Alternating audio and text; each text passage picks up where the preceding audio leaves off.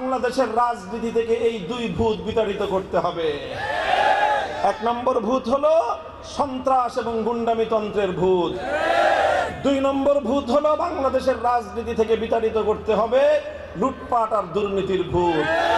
ইনশাআল্লাহ আমরা এবার সেই দুই ভূত বিতাড়িত করেই ছাড়ব।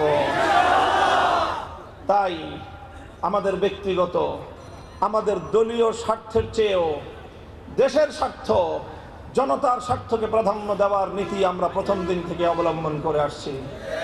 আলহামদুলিল্লাহ 2021 সালের সেই দুর্বিষহ স্মৃতিগুলো এখনো আমাদের হৃদয়ের মধ্যে তোলপাড় সৃষ্টি করে। এখনো আমাদের চোখ ফেটে কান্নায় আমাদের বুক ভেসে যায়।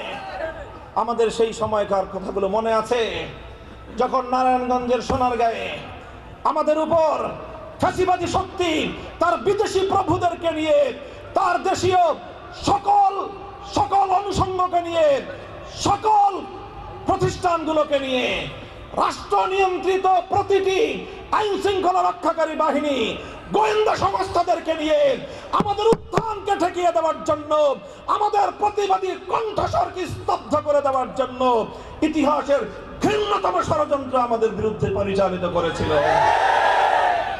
তারপরে সেই ষড়যন্ত্রের বিরুদ্ধে আমাদের ভাইদেরকে অকাতরে নির্বিচারে গ্রেফতার করেছিল। 16টি মামলা দিয়ে 2500 নেতাকর্মী আমাদেরকে গ্রেফতার করেছিল। গ্রেফতার করে ক্ষান্ত হয় নাই।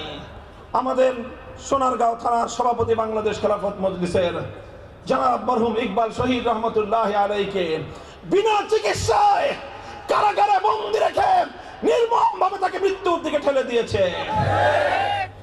আয়োজিত আজকের এই সমাবেশ থেকে আমরা ঘোষণা করছি যে এখন থেকে, আজকের এই মুহূর্ত থেকেই নারায়ণগঞ্জের 4 আসনে 11 দলীয় নির্বাচনী ঐক্যের একক প্রার্থী হিসেবে জুলাই যোদ্ধা আব্দুল্লাহ আল আমিন শাপলা কলি নিয়ে নির্বাচন করবে ইনশাআল্লাহ। বাংলাদেশের 18 কোটি মানুষের স্বপ্ন বিনির্মাণের জন্য পথে নেমেছি। আমাদের এই যাত্রা কিন্তু কুসুমাস্তীর্ণ পথ ধরে নয়। আমাদের এ পথ কণ্টকাকীর্ণ পথ, আমাদের এ পথ সংগ্রামের পথ, আমাদের এ পথ বিপ্লবের পথ।